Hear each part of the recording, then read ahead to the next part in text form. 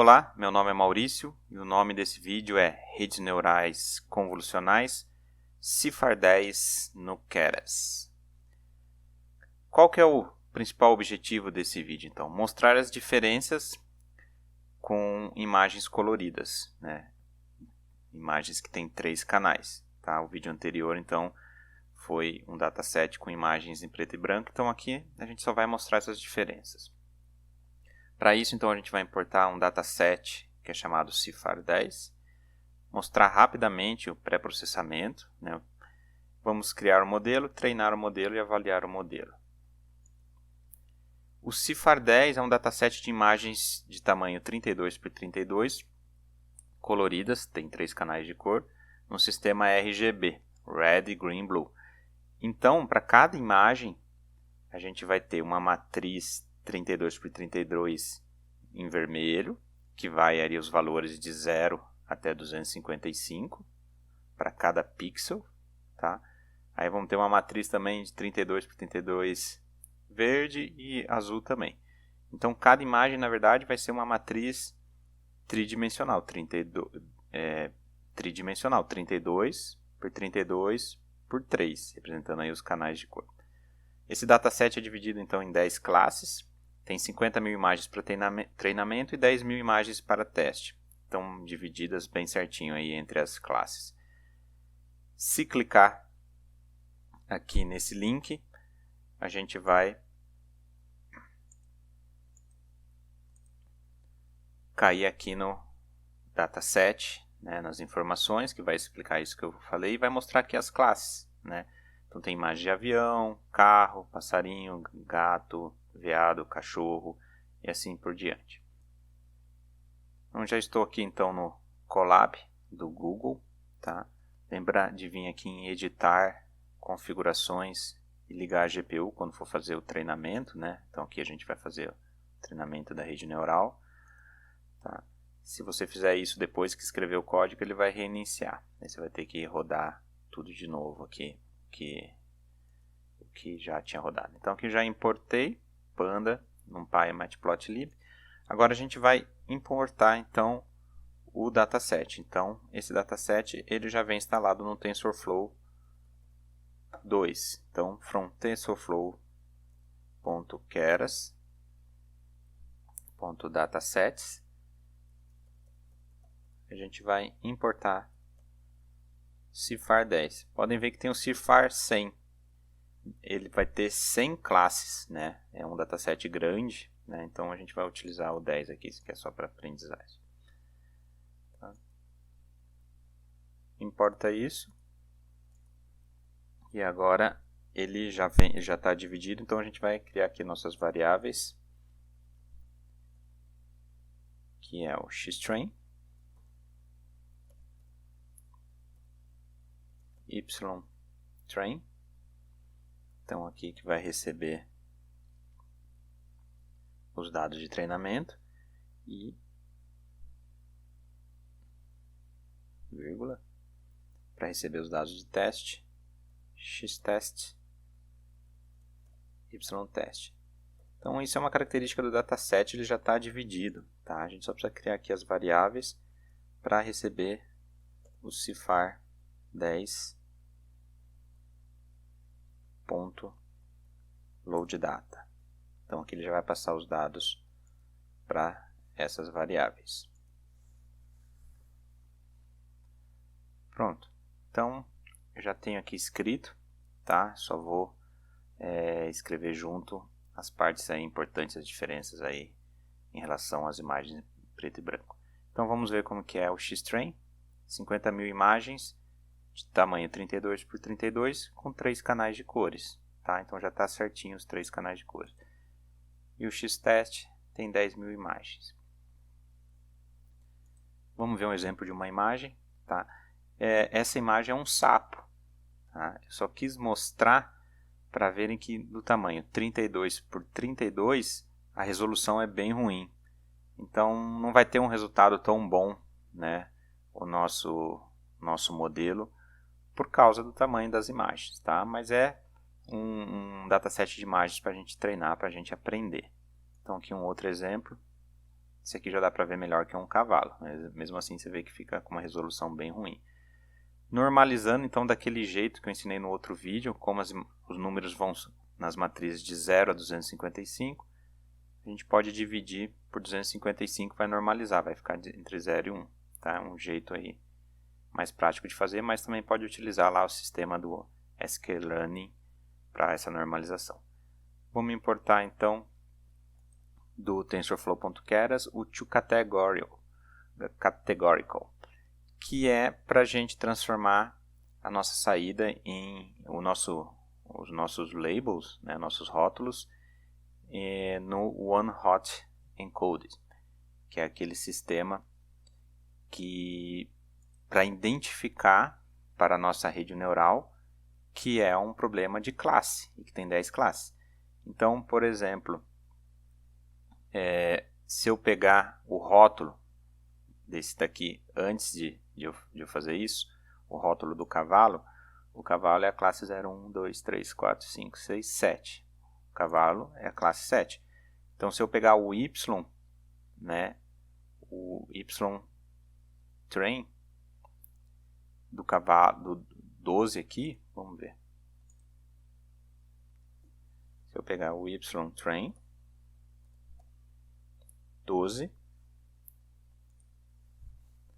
ele dá esse resultado, ele dá o número 7. Quando a gente transforma nisso daqui, ele vai voltar um vetor.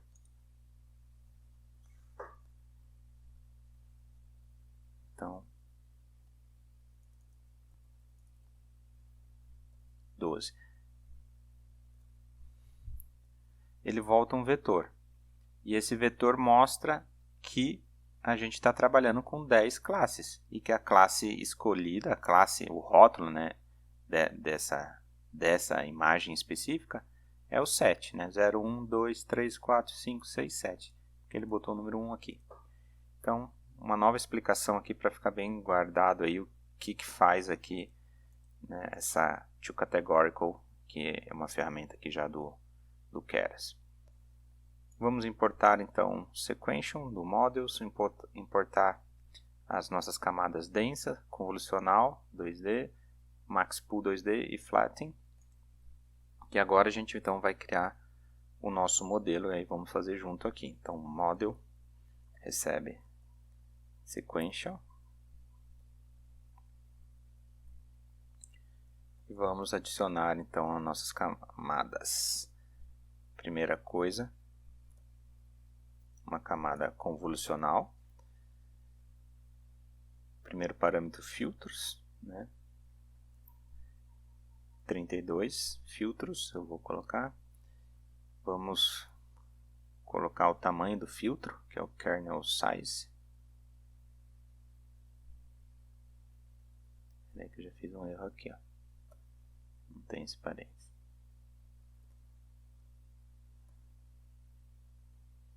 Isso. Kernel size. Aí sim, entre parênteses, 4x4. E aqui o importante então é o input shape,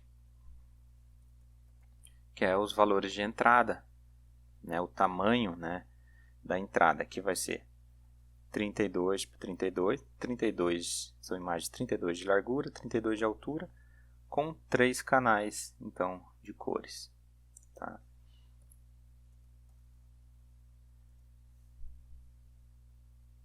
Função de ativação ReLU.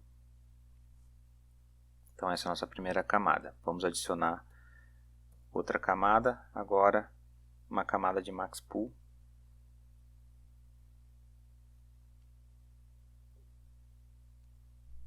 Ok. E aí o tamanho, vamos colocar 2x2. São parâmetros que vocês podem ir testando, né, galera? Para tentar ir melhorar até o desempenho aqui do que eu estou fazendo. Como é um problema um pouco mais complexo, vamos repetir isso daqui, tá? Então vai ter uma camada convolucional, uma camada de pooling, outra convolucional, outra de pooling, tá? A única coisa que eu vou mudar, o input shape aqui, não precisa, que já essa aqui já é uma camada lá para o meio, né? E só. Agora vamos adicionar, então, a gente precisa dar um achatamento aí para nas matrizes. Então, uma camada flatten para achatar, para entrar aí os valores nas camadas densas, né? Agora vamos adicionar então uma camada densa. E aí escolhem os neurônios, né? Vou colocar o primeiro parâmetro, o número de neurônios, 256 neurônios. Função de ativação, ReLU.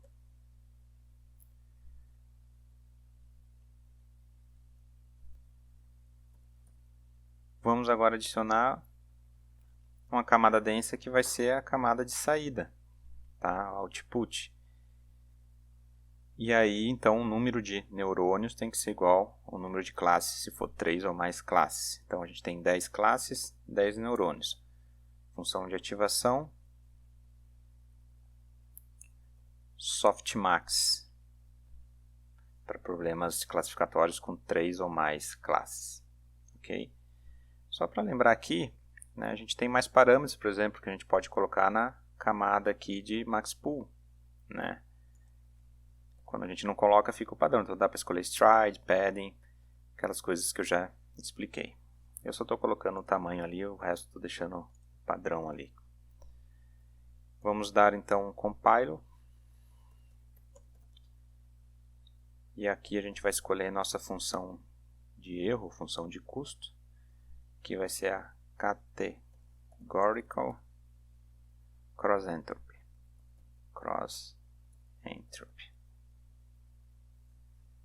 Vamos escolher o Optimizer.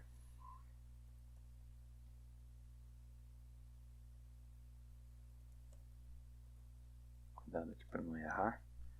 Adam, que é nosso algoritmo de Gradient Descent. E vamos acrescentar no Metrics, né? O Metrics ele já usa o erro. A gente vai acrescentar, se passa uma lista com Metrics, mas eu só vou colocar um, que é Accuracy. Certo? Então, vamos rodar, se não tem nenhum erro. Tem erro.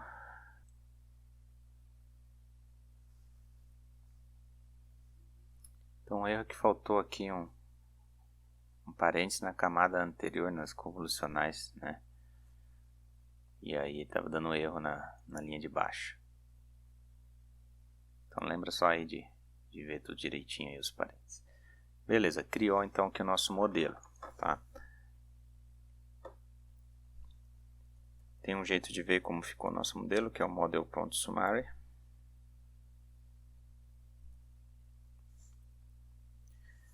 Então, camada convolucional de max pooling, convolucional max pooling, camada para achatar, uma densa, né, duas camadas densas, essa aqui é de saída. Aqui tem o output, né, o que sai de cada camada, né? Então, por exemplo, na primeira aqui, entra uma matriz 32 por 32 por 3, tem 32 filtros, os filtros assim 4 por 4. Então, quando você faz a conta ali aqui a multiplicação entre matrizes, vai ter uma saída, uma matriz de 29 por 29 por 32. Depois, na camada de baixo, você vê que vai diminuindo, né? Max pooling vai para 14, 14, 32, 11, 11, 32, até que a gente chega aqui na camada flatten, né?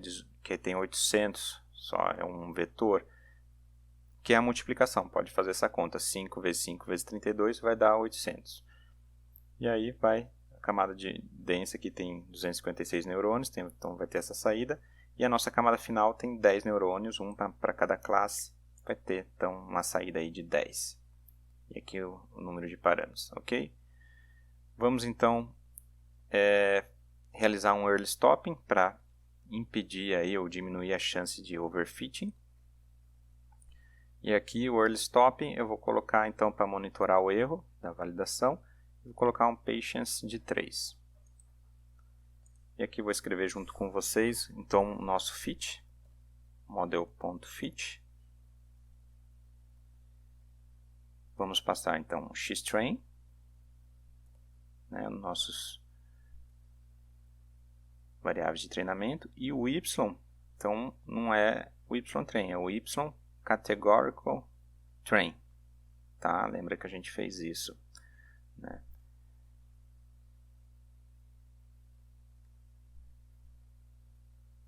Número de epochs, que eu vou colocar 15, um pouco, né?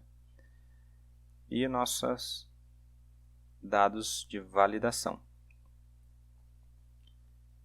que vai receber nosso x-test. E também precisa lembrar que é o y-categorical test.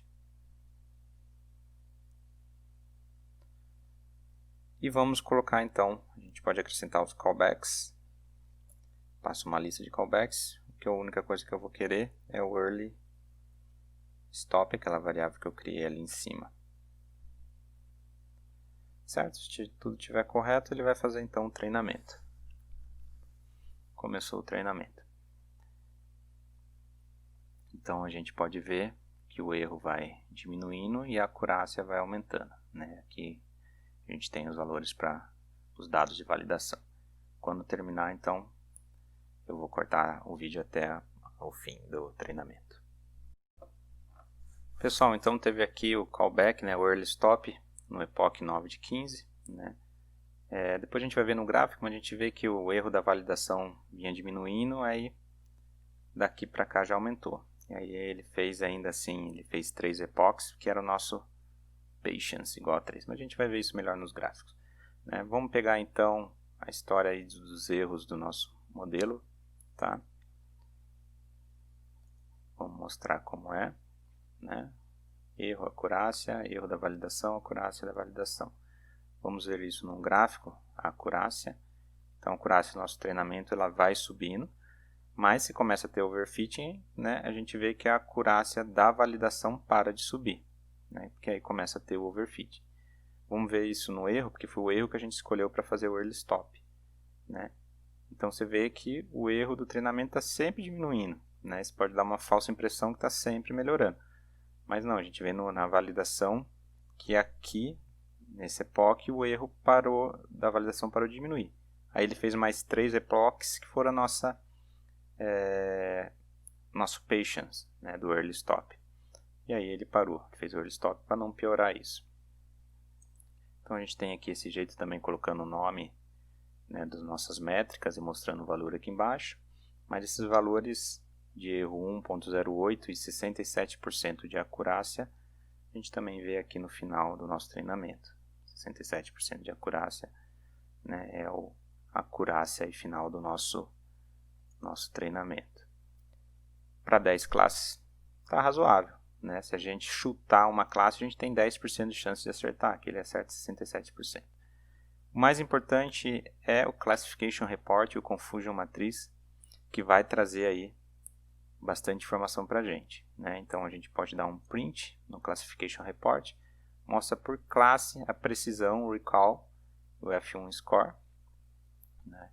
E a gente pode ver, por exemplo, aqui no F1 score, a gente já vê que na classe 3 ele teve dificuldade. Né? Classe 2 também mais ou menos, mas a classe 3 foi que ele foi pior. O que mais traz informação, né, assim, para a gente ver o que está acontecendo, a gente vê aqui que ele teve dificuldade na classe 3, mas por quê? Né? O que ele confundiu?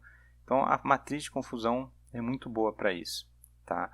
A gente tem aqui as classes nas colunas, né, na classe 0, 1, 2, 3, 4, e nas linhas o que o nosso modelo previu para cada classe. Né? Então nessa diagonal a gente vai ter os valores maiores, porque né, para a classe 0 são os acertos. Né? Se a gente for bem, vai ter nessa diagonal os números maiores. Então na classe 0, né, ele acertou aqui 668.